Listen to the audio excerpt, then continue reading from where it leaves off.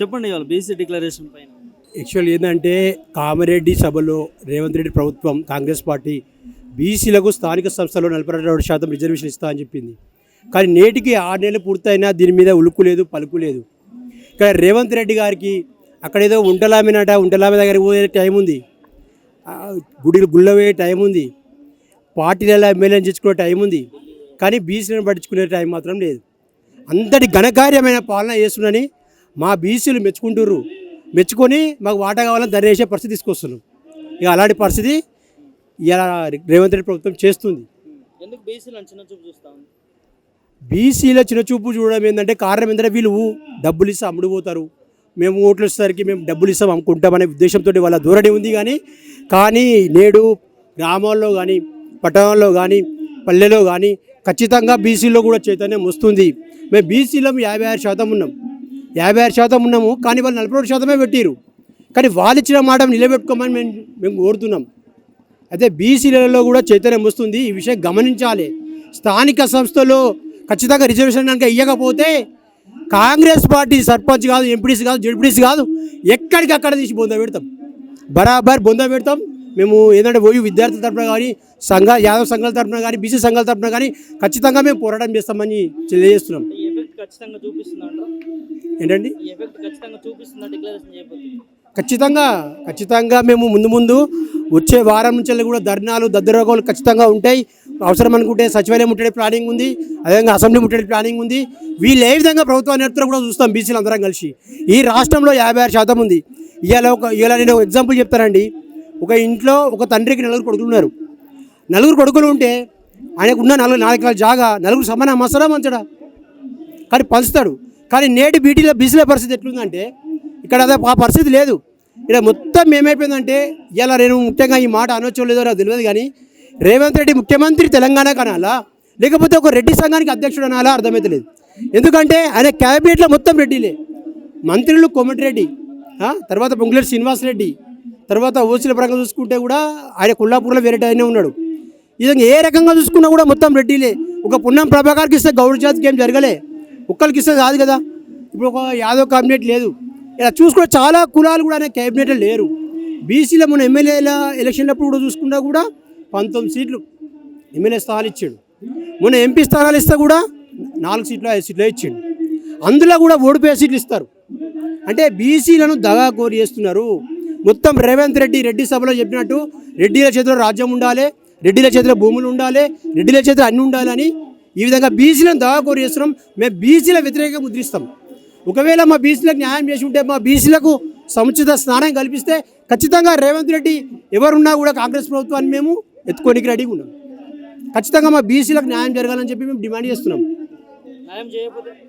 న్యాయం చేయకపోతే చెప్తున్నాం కదా, ఖచ్చితంగా మేము సచివాలయం ముట్టడి చేస్తాము, అవసరం అనుకుంటే అసెంబ్లీ ముట్టడి చేస్తాము.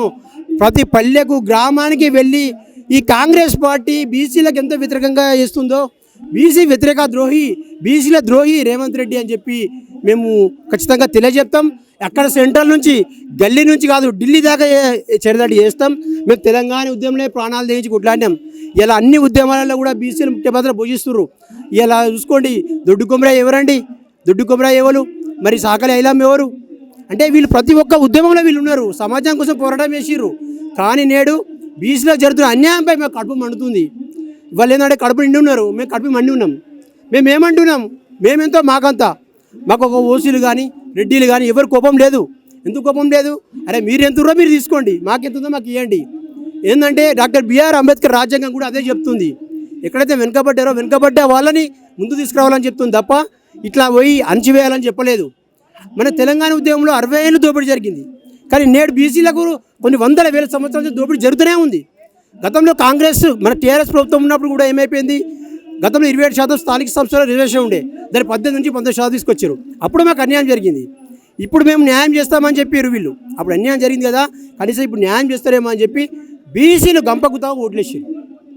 దాన్ని కాంగ్రెస్ గవర్నమెంట్ నిలబెట్టుకోవాలి, రేవంత్ రెడ్డి సర్కార్ నిలబెట్టుకోవాలి, రాహుల్ గాంధీ మాట నిలబెట్టుకోవాలి.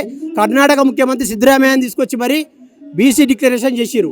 దాన్ని నిలబెట్టుకుంటే కాంగ్రెస్కి ప్రగతులు ఉంటాయి. లేకపోతే మేమే ఖచ్చితంగా తీసి 100 లోతుల పాతి పెడతాం. ఖచ్చితంగా అణచివేస్తారు అన్న. ఎందుకంటే ఇప్పుడు 6 నెలలు అయిపోయింది. నేను ఏమంటున్నా ఆ ఒంటరి మనిషి లేకపోతే వంటకాడ లేకపోతే ఆమె ఒక్కది బతుకుతుంది.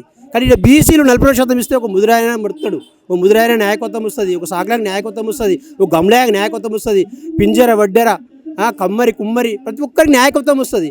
అంటే వీళ్ళకి ఈయన కళ్ళకు కనబడతలేదా? మరి నువ్వు సామాజిక న్యాయం అని చెప్పి మొదటి మేనిఫెస్టోలో పెట్టినావు. మరి తెలంగాణలో సామాజిక న్యాయం ఉందా? గత 75 సంవత్సరాలకు జనాభా ఎక్కువ ఉండి మేము ఒక్కరు కూడా ముఖ్యమంత్రి కాలేదు. కనీసం స్థానిక సంస్థల్లో కూడా మాకు ఉండే అర్హత లేదా?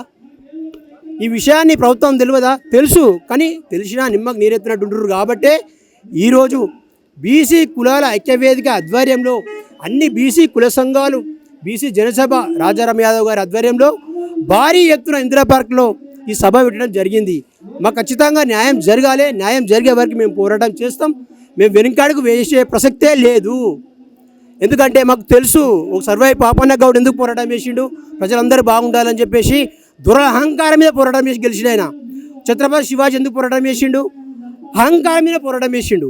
అంటే వీళ్ళందరినీ మేము స్ఫూర్తిగా తీసుకుంటాం, ప్రజల్లో ఉద్యమాన్ని రగిలిస్తాం. ఖచ్చితంగా తెలంగాణ ఉద్యమమే చేసి ఉన్నాం. మాకు ఈ ఉద్యమం పెద్ద లెక్క కాదు.